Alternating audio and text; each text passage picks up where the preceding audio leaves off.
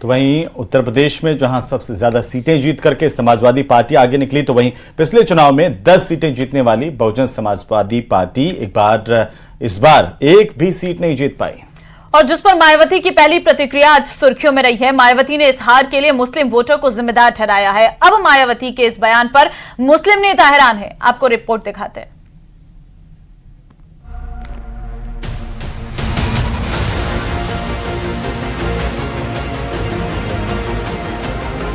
दो 2024 के इस चुनावी महासंग्राम में यूपी ने जो उत्तर दिया है उससे हर कोई हैरान है।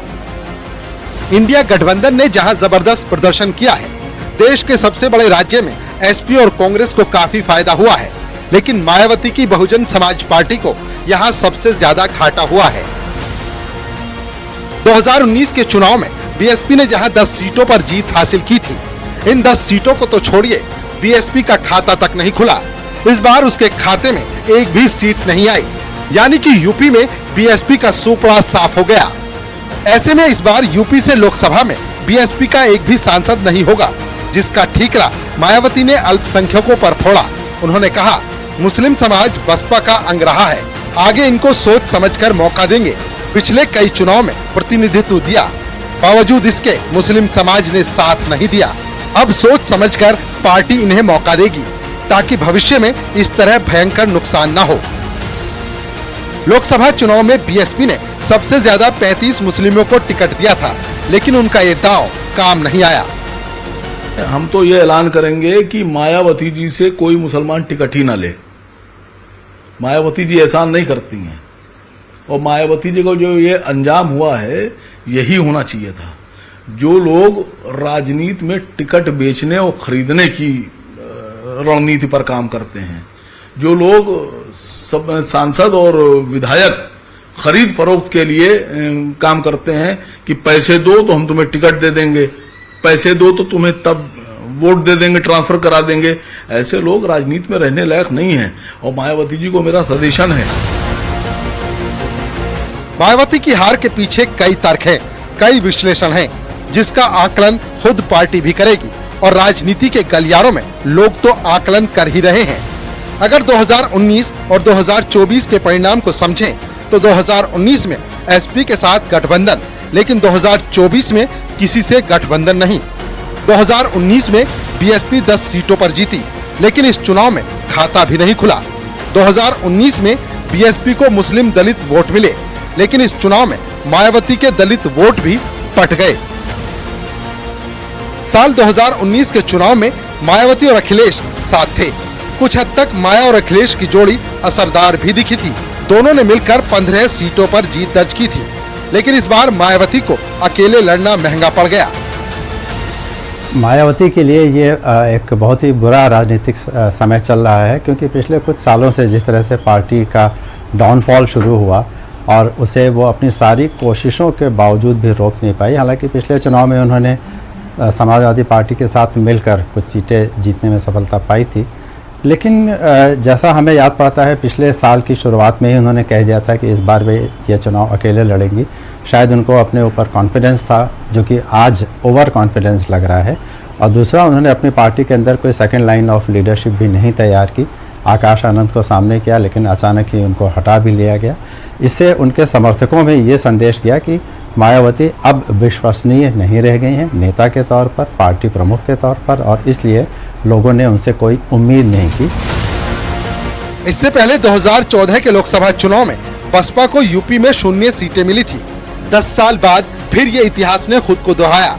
बसपा ने सबसे ज्यादा 35 मुस्लिम उम्मीदवारों पर दांव लगाया था। बावजूद इसके मुस्लिमों का सारा वोट सपा और कांग्रेस को चला गया। बसपा का मुस्लिम दलित फैक्टर पूरी तरह से नाकाम रहा। यही वजह है कि चुनाव नतीजे के बाद मायावती ने मुस्लिम समाज के प्रति अपनी नाराजगी का इजहार किया है। Bureau report, news 18। 4 जून को लोकसभा चुनाव 2024 के नतीजे आने के बाद से लगातार सियासी हलचल तेज हो गई है। रिजल्ट के दूसरे दिन दिल्ली में नेताओं की धमक देखने को मिल रही है। तो वहीं मंथन का दौर भी शुरू हो गया और 17वीं लोकसभा भंग करने की सिफारिश करते हुए प्रधानमंत्री ने राष्ट्रपति से मिलकर अपना इस्तीफा सौंपा। सूत्र ये बता रहे हैं कि नरेंद्र मोदी तीसरी बार देश के प्रधानमंत्री पद की शपथ 8 जून को ले सकते हैं।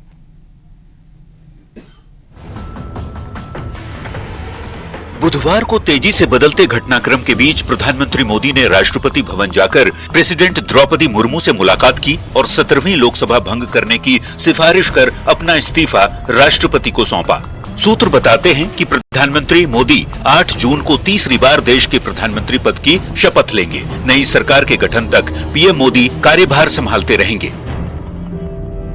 इससे पहले दिल्ली में बुधवार को सियासी हलचल काफी तेज हो गई। एनडीए के साथ ही इंडी अलायंस के नेता अलग अलग बैठक के लिए दिल्ली पहुंचने लगे। 17वीं लोकसभा भंग करने की सिफारिश के लिए सबसे पहले केंद्रीय कैबिनेट की बैठक बुलाई गई, जिसे मंजूर कर लिया गया। इसके बाद एनडीए और इंडी गठबंधन के दलों के नेताओं ने दिल्ली में आगे की रणनीति पर मंथन किया। बैठकों का दौर शुरू हुआ। मीटिंग में शामिल होने के लिए नीतीश कुमार और तेजस्वी यादव पटना से एक ही फ्लाइट से दिल्ली पहुंचे। दिल्ली पहुंचने के बाद सबसे पहले नीतीश कुमार ने बड़ा बयान दिया। कहा, सरकार तो बनेगी ही, सरकार तो बनेगी ही, सरकार तो बनेगी ही। नीतीश कुमार के बाद जेडीयू के बड़े नेता और नीतीश के बेहद करीबी संजय झा का भी बयान आया। संजय झा ने कहा, हम पूरी तरह से एनडीए के साथ हैं। ये इतने बड़ा मैंडेट बिहार के जनता ने एनडीए को बिहार में दिया है, 2/3 बहुमत दिया है। ये कहा जा रहा है कि शरद पवार से आप लोगों की बातचीत कल हुई थी, कितनी सच्चाई है?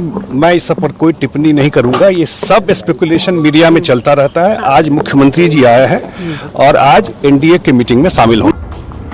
टीडीपी प्रमुख चंद्रबाबू नायडू ने मीडिया के इफ और बट के सवालों पर साफ कह दिया कि वो पूरी तरह एनडीए के साथ खड़े हैं। We are in NDA. I am going for NDA meeting.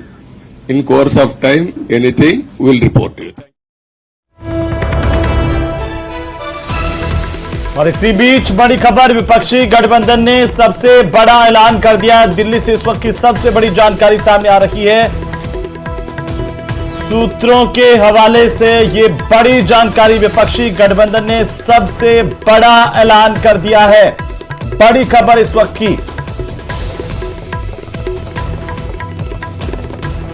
तो विपक्षी गठबंधन की तरफ से विपक्ष में बैठने का सबसे बड़ा ऐलान कर दिया है। इस वक्त ये सबसे बड़ी खबर हम आपको बता रहे हैं। सूत्रों के हवाले से ये बड़ी खबर मिल रही है। तो इस वक्त की बड़ी जानकारी से इस वक्त आपको रूबरू करवा रहे हैं। दरअसल दिल्ली में वैसी सियासत है इस वक्त तेज है और विपक्षी गठबंधन ने विपक्ष में बैठने का ऐलान किया है। ये सूत्रों के हवाले से इस वक्त की बड़ी जानकारी निकलकर सामने आ रही है। दरअसल आपको जानकारी दे दें कि इससे पहले इंडिया गठबंधन की बड़ी बैठक हुई थी और इस वक्त खबर निकलकर सामने आई है कि विपक्ष में बैठने का ऐलान किया गया है। सूत्रों के हवाले से ये बड़ी खबर, ये बड़ी और अहम जानकारी इस वक्त निकलकर सामने आई है।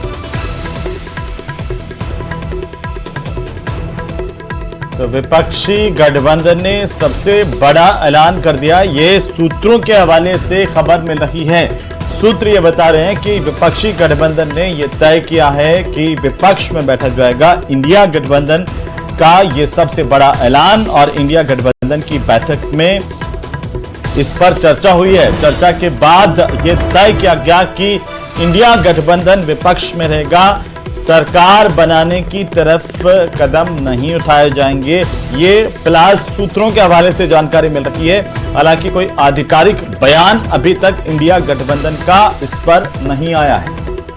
तो बिल्कुल ये बड़ी जानकारी है। अगर ये बयान सामने आता है तो इसके बाद कहीं ना कहीं एनडीए की राहें पूरी तरीके से आसान हो जाती हैं, स्पष्ट हो जाती हैं। फिर उसके बाद कोई गुंजाइश नहीं बचती है। लेकिन ये बड़ी जानकारी है कि विपक्ष की तरफ से यह ऐलान किया गया है। विपक्षी गठबंधन ने यह सबसे बड़ा ऐलान किया है कि वो विपक्ष में बैठेंगे।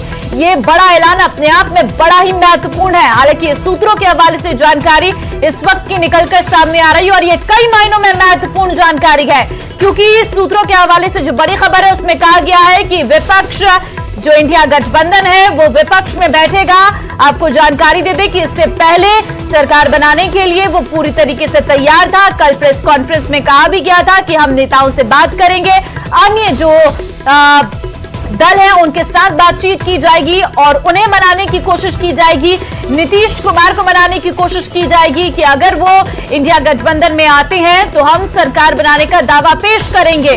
और ये तस्वीर भी हम उस वक्त की आपको दिखा रहे हैं जब इंडिया गठबंधन की बैठक चल रही थी। खड़गे के घर पर यह बैठक हो रही थी जहां पर सभी दल के नेता मौजूद थे जो इंडिया गठबंधन में है। सोनिया गांधी से लेकर शरद पवार भी इसमें मौजूद थे और इसके साथ ही जो भी दल इंडिया गठबंधन के साथ है वो सभी नेता इस बैठक में मौजूद थे। लेकिन ये बड़ी खबर है सूत्रों के हवाले से कि सरकार नहीं बनाएगी इंडिया गठबंधन। बड़ी खबर आपको बता रहे, विपक्ष में बैठेंगे इंडिया गठबंधन के सभी नेता। तो इंडिया गठबंधन की तरफ से यह फैसला किया गया कि वे सरकार नहीं बनाएंगे और गठबंधन विपक्ष में रहेगा। इसे लेकर के ये बड़ी जानकारी सामने आ रही है। सूत्रों के हवाले से ये सबसे बड़ी खबर है। और चलिए यहां वक्त एक छोटे से ब्रेक का है। आप बने रहिए हमारे साथ और देखते रहिए प्रदेश का नंबर 1 न्यूज चैनल।